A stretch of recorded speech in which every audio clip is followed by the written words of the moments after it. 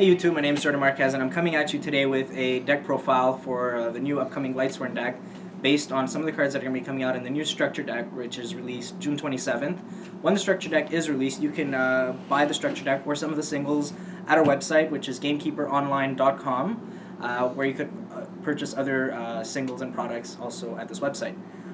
So that said, let me get straight to the deck build. Alright, so I'm playing 1 Honest, which is pretty self-explanatory. 3 Eclipse Wyverns, because you have 5 targets, which is your 3 Judgment Dragons and 2 Lightray Diabolos. Lightray Diabolos is actually going to be pretty good against artifacts because you could just send like your monsters back to the bottom or top of the deck, whichever. Well, usually bottom. 3 Dragon Rulers for obviously banish your Eclipse Wyverns, and you're playing I think a total of like 13 or 14 dragons in the deck, main deck, so plus whatever's in your extra deck, so it's obviously pretty good. And it makes for rank 7 plays with Lightray Diabolos, or even Michael Lightsworn, the Arch Lightsworn. You're playing 2 Black Dragon Collapserpent, just because this deck makes rank 4 really easily, or it synchros into 8 with Raiden really easily. You can make Black Rose with Minerva, so obviously this is a really good card also. And it's a dragon. And you could banish Eclipse Wyvern from your grave to special summon it, so, you know, there's a lot of utility to a card like that. It's kind of like Aqua Spirit and Mermail for that sense. Triple Lumina. Heart and Soul of the deck, obviously. Triple Raiden, which is really the card that kind of gets everything going. It's a level 4 tuner, mills 2, which gives the deck some main phase milling, which is something that it really needs. Minerva. Now, the thing about Minerva is that you could play 1, you don't have to play 2, but because of Soul Charge and the ability to like spam huge fields of like double Dracossack with Stardust Spark Dragon, Minerva kind of helps you make those plays a lot easier, so 2 sometimes is needed. Plus, I mean, the cool effect of milling it to get that extra mill, or even to search out an Eclipse Wyvern, and then, you know, you can go Lumina, ditch the Eclipse Wyvern, so it's a pretty good card. And some people are playing White Dragon Wyvern Burster, which is the opposite one of this one. So you could always normal summon her, search the white one, special summon it by banishing a dark, and then synchro for Michael, and then when Wyvern Burster hits the grave, you could just search for Collapserpent. So, I mean, that's another play. The only problem is that the way this build is formulated, you don't necessarily have enough room to play the white one, and not enough darks. So, for consistency issues, I'm not playing the white one right now. 2 Lylas, 2 Wulf. In a previous build, I was actually playing Reasoning, but right now I had to cut it out because Soul Charge is too OP, and you need to be playing Soul Charge. But otherwise, with Reasoning, you could, you know, once you hit Wulf on Reasoning, you just keep milling past it, and then it gets special summoned by its own effect. So Wulf is actually a really good card, and even now, especially with, there's a lot of interactions that Wulf has, especially with, like, you know, Raiden or Minerva. So synchroing with it and getting that extra special summon is actually really good, and it's not as bad as it used to be now when it's dead in hand, because you have more ways to do things with it. Ehren. I'm playing Ehren over Jane. I mean, you could play both, but I'm, you know, for room issues, for the way I wanted to test the build and play the build, and I think this is probably the best way. This build is actually probably the best way to play it. The reason why I'm playing Ehren is because Beals is still a thing. And so is like Gear Armor or Raiko in the mirror match.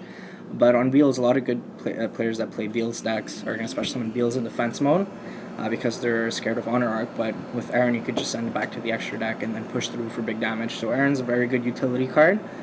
Plus, the advantage she has over Jane is that she mills 3 in the end phase instead of 2. So that's Ehren. Triple Solar Recharge. Charge Light Brigade. Reinforcement of the army, you have 4 targets in your deck, which is 3 Raidens and 1 Ehren. You could also play Jane, which is target. Garroth is also target. 1 Sacred Sword of 7 stars. You play, at the current moment, I'm only playing 5 level 7s main deck, but you also have some in your extra deck, because you could also banish from the field. It also helps you with those hands where, you know, you draw like clunky with a lot of level 7s. Also, like, you know, when Eclipse Wyvern banishes Lightray Diabolos, and then you banish the Eclipse Wyvern and add Lightray Diabolos to your hand, you could always use Sacred Sword, and what it does is it just helps a lot with deck thinning. Sacred Sword is really, it's a really good card. I was a bit skeptical about playing it at the beginning, but it's actually a really good card. Like, it just helps you thin a lot and get through your deck and get to key cards like Solar Recharge or Charge, or as you'll see later, Soul Charge. So it's a very good card, and with time, with testing, I've actually grown to like this card a lot. Foolish Burial. The amount of plays you can do with Foolish Burial, you know, send Wulf, send Eclipse, and a Dragon Ruler. Even sometimes just to send a Raiden, so your Lumina play is live turn 1 to make a Michael. It's one of the best cards in the deck, and in the past, I didn't always play Foolish Burial, but in Lightsworn right now it seems to be a staple. Especially also, like, you know, Collapserpent and whatever. I mean, it's one of the most, it's a utility card, really. Same for Dragon Shrine, because I wanted a second Foolish Burial, but I can't. Dragon Shrine is really good because, you know, again, sends the Eclipse Wyvern, sends the Dragon Rulers, and sets up for some really, really huge plays.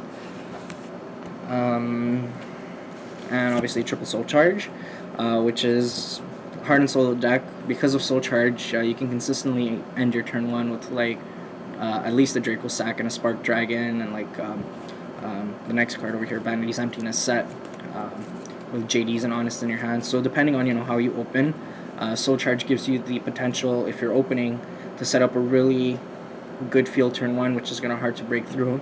And if you're going second, Soul Charge gives you the ability to break through heavy fields. And because you have a card like Judgment Dragon, or because you have Black Rose Dragon or Michael, you're able to break through your opponent's field who did Soul Charge, because of your own Soul Charge. So it's really going to be a battle of back and forth, and that's when cards like Sacred Sword of 7 stars are important, because if your opponent opens their key cards, you want to have as much draw power as possible to be able to reply back to that and establish your own field.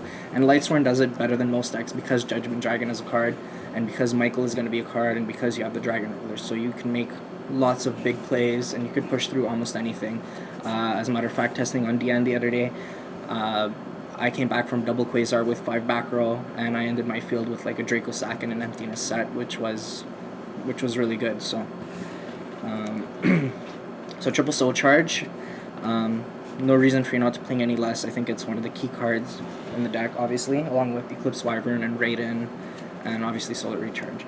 And then 2 Vanity's Emptiness, which right now, at least in Lightsworn, because there's a lot of cards I'd rather not draw off, let's say Maxi or something like that. Not that I'm saying that Maxi isn't a good card, but I find that Emptiness, because of the nature of a Lightsworn deck, you could, whatever field they make, you could, and because of the consistency, you could just push through whatever they have, and set up like Spark Dragon or Dracossack and set your own Emptiness, and it puts them in a really bad position because they're low on they're below you in advantage, and then because of Vanity's Emptiness, and obviously Vanity's Emptiness is going to be good against cards like Soul Charge, especially in this kind of format that we're headed into. So Vanity's Emptiness, and what's cool too is because of Lightsworn mill, you could obviously just summon like a Raiden, mill 2 cards, pop your own Emptiness, and then just push through for more damage. So you could get rid of your own Emptiness really quickly. It never really becomes a problem.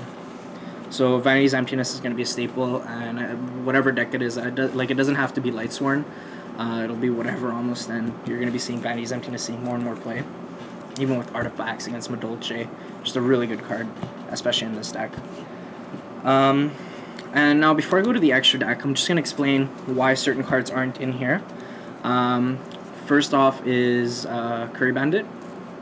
I'm not a big, like, it's good in like Mythic Rulers, but in this deck in here, over here in particular, you can't just waste the normal summon on a certain card to tribute it during the end phase, and it leaves you open for major plays, because this isn't a deck that can always necessarily turn 1 afford to normal summon and not do anything else, unless you're going to be special summoning. So Curry Bandit is one of those risky cards that you really don't need, because Raiden is just an infinitely better card because of Soul Charge, because you go turn 1, set up your grave, and then make, like, you know, a couple of XYZs or a Synchro, and then you have JDs for next turn, which are usually live. So it's just like a win more card. Another thing is I'm not playing Mathematician because Felice, the Lightsworn Archer, hasn't been announced yet officially for the TCG, so I'm not going to start testing that card yet until we have any confirmation at all that Felice is going to be released in the TCG. So until then, obviously things might change, and obviously Mathematician, because you go Mathematician, send Felice, and then Felice special summons, and you go into Black Rose automatically. So that's a really important interaction, and as soon as Archer is announced, obviously you're going to be playing Archer and Mathematician in a certain degree. Obviously that has still to be tested. That's pretty much it for the main deck. Some other cards that you guys could toy around with, like I said, Reasoning, White Dragon, Wyvern Burster, and a couple of other cards. Alright, so this is the extra deck. Again, remember that the extra deck is very tight in space. But that said, I'll go over later some exclusions or other cards you could consider for your extra deck. So Felgrand, because sometimes you need to overlay your JDs if you think you're going to mill out, which doesn't really happen all that often because you probably win by then. Or because you have a Vanity's Emptiness and you don't want to lose your Emptiness to milling at some point. So Felgrand is obviously very good. Dracossack, 2 of them, because with the Dragon Rulers, with Michael, with Diabolos, you have a lot of ways to go rank 7. And sometimes, because of Soul Charge, you're able to go double Dracossack turn 1 very easily. 1 Big Eye, because it's really OP. Honor Arc, again, just to get rid of problem cards, you can go rank 4 very easily. Same reason why you play Lavalval Chain. Lavalval Chain, again, some cool combos with Lavalval Chain. You could send, obviously, the Eclipse Wyverns, the Dragon Rollers, but you could also send Wulf to the graveyard to special summon Wulf. So, or even sometimes, send a Raiden, which frees up a Lumina play to get the Raiden. So, Lavalval Chain's very good. And Exciton Knight, sometimes you just don't see your JD, which rarely happens that you ever not see the JDs, but it's just a good security card. But it's a card that could potentially come out at some point. Once, if ever, like for example, artifacts become really good and you need to play Abyss Dweller to stop them, then this is a card that might be able to come out from the extra deck. And Leviar, because you could go rank 3 very easily, and she opens so many possibilities. Her and Lavalval Chain set up your plays so well. Even with Soul Charge being a card, sometimes it just allows you to make these fields that are just really impossible to break through. So, really good card. Star Eater, because Raiden plus any level 7 is a Star Eater, and Star Eater is just a really good card to have all around. Leo, same thing. Fire Fist is still a thing. And there's a lot of cards that just can't get over, a lot of decks, that can't get over Leo. So obviously Leo, great card to have. Scrap Dragon, Dragon, Earth, so, fodder for your Dragon Rulers, but first and foremost, gets rid of problem cards, so Scrap Dragon. Start a Spark Dragon, which is one of the key cards of the deck to protect your Vanity's Emptiness. A lot of times, turn 1, if you have a slow hand, you could make Start a Spark Dragon, which helps you, slowly set up for your next turn. Or, just Start a plus Emptiness is really good. And if ever you find room to play a card like Queen Dragon Jin plus Start a Spark Dragon, one protects the other from battle, the other one from being destroyed, so that's really good. And you play 2 Michaels, which is self-explanatory, which is really the card I think that even before Soul Charge was a card, just broke the deck. It's really one of the more broken cards in the game right now. And last but not least, Black Rose. Again, extra insurance policy just to blow up the field, and you make them pretty easy. So I explained some of the exclusions in the deck, such as Mathematician and Felice, Lightsworn Archer, but again, those are cards that we don't know when they're coming out. Obviously, another one is Lightsworn Sanctuary. In the extra deck, one card that I'll probably end up playing is Queen Dragon Jin, because of the cards that she, some of the plays she lets you do for rank 7, bring back a Dragon Ruler, etc., so she's very useful. Abyss Dweller for artifacts, and a bunch of other decks too. Fever Mermail still is a thing. That's about it for the extra deck. I mean, there's a couple of other cards as well, but they don't come to mind right now. That said, please don't forget to comment, rate, subscribe, and please visit our website, gamekeeperonline.com, and I'll also be posting an article on gamekeeper.ca explaining some of the choices in depth, so you guys can have more information. So guys, this is Jordan Marques, and I'd like to really thank you all for watching this video, and please give me some feedback if ever there's something I missed or that you guys think I should be playing, and let's build a really cool deck for Nationals. So again, this is Jordan, Gamekeeper Online. Thank you very much for watching. so fast, makes me feel alive. My heart beats